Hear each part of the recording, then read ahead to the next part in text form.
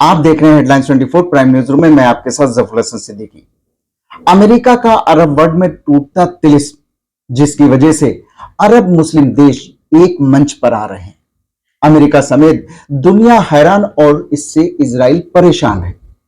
अरब देशों ने यह समझ लिया है कि सुरक्षा की गारंटी कोई देश नहीं दे सकता है, चाहे वो सुपर पावर अमेरिका ही क्यों ना हो।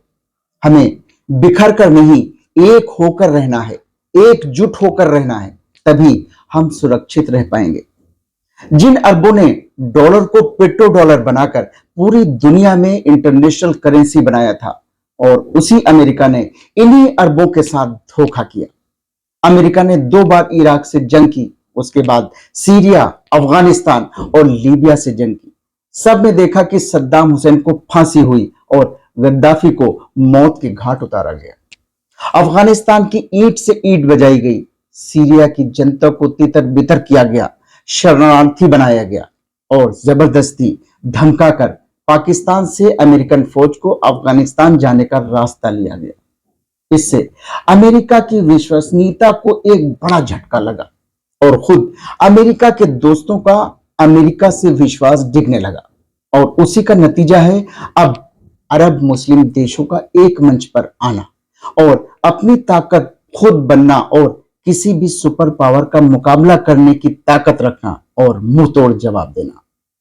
आंख में आंख डालकर बराबरी से बात करना, अब ये अरबों का तरीका बनता जा रहा है। याद होगा जब अमेरिकी प्रेसिडेंट जो बाइडेन सऊदी अरब आए तो सऊदी अरब के क्राउन प्रिंस मोहम्मद बिन सलमान ने उनको मुंह तोड़ जवाब दिया था और उनकी एक नहीं सुनी और अपने ही घर में उनको जलील कर दिया था। और जो बाइडेन अपना सा मुंह लेकर खिसियाए हुए वापस अमेरिका चले गए थे। अब अरब लीग के प्रतिनिधियों ने रविवार को काहिरा में वोटिंग करके 12 साल के बाद सीरिया को अरब लीग में वापस लाने का फैसला किया है, जो कभी अमेरिका के दबाव में अरब लीग से बाहर कर दिया गया था। और अब सीरिया को अरब लीग में वापस लाने के लिए रविवार को मिस्र की राजधानी काहिरा में वोटिंग हुई और अमेरिका देखता रह गया। कुछ दिन पहले शीर्ष अरब राजनयिकों की जॉर्डन में मुलाकात हुई थी, जिसमें संघर्ष लगातार कम होने के मद्देनजर सीरिया को अरब लीग में वापस लाने की रूपरेखा पर चर्चा की गई थी।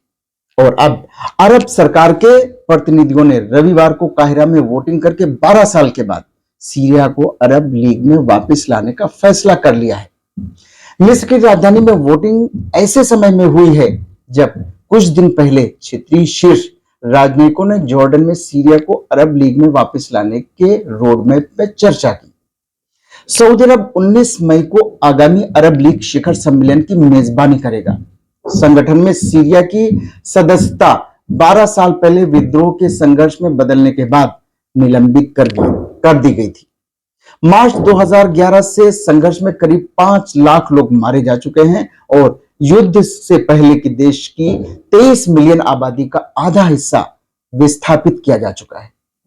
अरब लीग आमतौर पर आम सहमति से समझौते तक पहुंचने की कोशिश करता है, लेकिन कभी कभी आसान बहुमत का विकल्प चुना जाता है। सीरिया की वापसी का फैसला संयुक्त राष्ट्र सुरक्षा परिषद के प्रस्ताव 2254 के अनुरूप संकट के राजनीतिक समाधान तक पहुंचने के लिए अरब सरकारों के साथ जारी संवाद के तहत भी लिया गया है। फैसले में अरब लीग ने सऊदी अरब और सीरिया के पड़ोसियों लेबनान, जॉर्डन और इराक को मिलाकर एक संचार समिति का भी गठन किया है। अब यह आगे वक्त बताएगा कि अरब देशों का एक मंच पर आना कितना फायदेमंद है।